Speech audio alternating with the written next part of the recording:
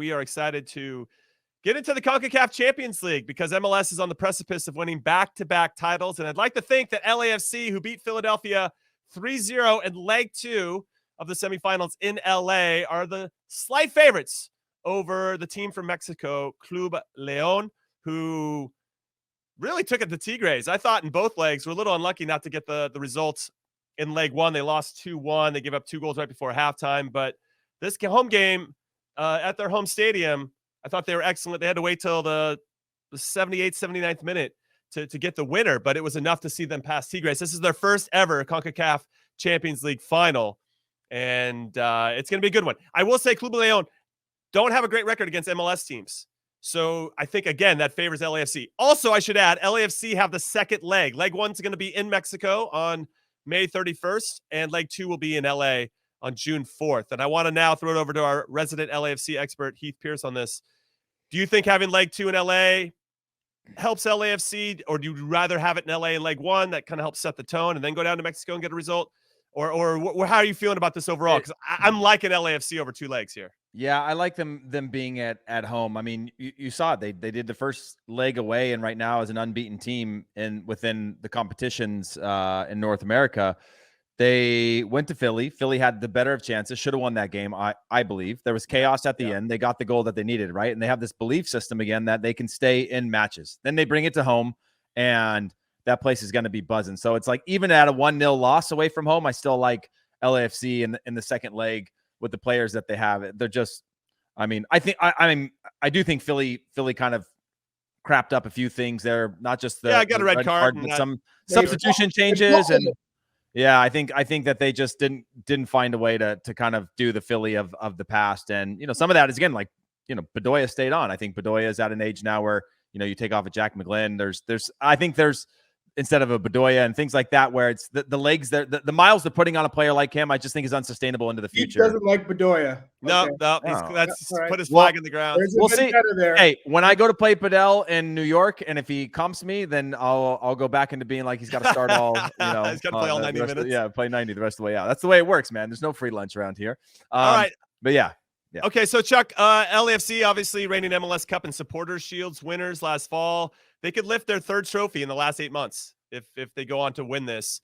And not only has it been Carlos Vela who's been pretty prominent in pulling the strings for them, but it's Denny Buanga that's been fantastic. He's got 6 goals and 4 assists in 6 CONCACAF Champions League games, scored a 90th minute goal against Philadelphia to really put the nail in the coffin there for that one to book their ticket to the final.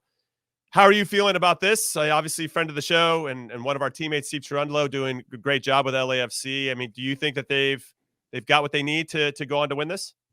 They absolutely have what they need to win this competition. And to go back 3 years, Leon played LAFC in CONCACAF Champions League, and Leon won the first leg 2-0. Mm-hmm. And it was the second leg that LAFC, playing at home, won 3-0. So they've already had that history. And when I look at this matchup, LAFC are so dynamic, and the way that you hurt Liga MX's teams is with the athleticism and pace. And LAFC can break you down so many different ways. I mean, not only Denny Buanga is he playing phenomenally right now, MVP for sure at the moment, Carlos Vela, but Timothy Tillman is an absolute beast as well. And we've seen what he's added to this LAFC side. Opoku has started to develop and show why he was initially signed. So I'm really feeling this LAFC side. I think Steve Cherundolo has managed it perfectly. I mean, even going back to having Gareth Bale and Giorgio Chiellini and integrating them in the squad at the right time, knowing that they're not sharp and match fit, and dealing with the travel, which they haven't been used to, but also not alienating players in the squad already. It's a difficult task as a manager to manage egos and hope and youthfulness in experience with the maximum experience. So he's done an incredible job of steering this ship in the right way. And it's easy to say, oh, he was given the keys to the best club in Major League Soccer with the most talent. It doesn't work that way. You have to be able to navigate and have these the dialogue with each player and get everyone to buy into your philosophy. So kudos to Sven and what he's been able to Sven, do. We love Sven. With LAFC. Now, with regard to Leon Los Verde Blancos, they have a great coach. I got to give a shout out to Nicolas Lacramon's team. I think a conversation will be had is at one point, well, if you do well in Mexico, will that translate to maybe getting more opportunities for coaching jobs in MLS? I think that'll be interesting to see. And I think he should be on a lot of radars for MLS clubs, especially if they're struggling. I'm looking at you, Sporting Kansas City in particular. But Leon have some good players. Goalkeeper Rodolfo Cota is excellent. They got Angel Mena, the winger. They got some younger players too that people should look out for, Fidel Ambris and Victor Davila. And then they have Joel Campbell, who's been around for like, I don't know how many years, the Costa Rican international. He's on their squad as well.